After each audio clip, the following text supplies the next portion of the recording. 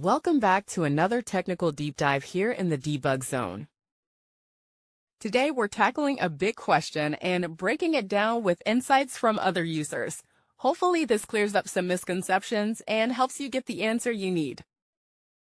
So buckle up, stay a little curious, and let's jump right in.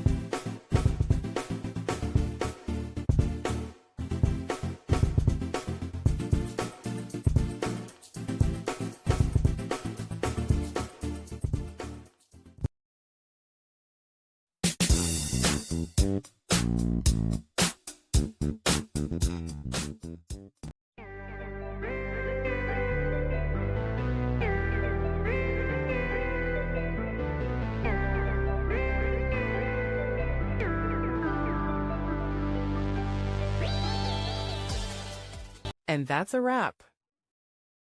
I hope you found the answer you were looking for. If you did, take a second to hit that subscribe button. It really helps out. And let me know in the comments which solution worked best for you. See you next time in the debug zone.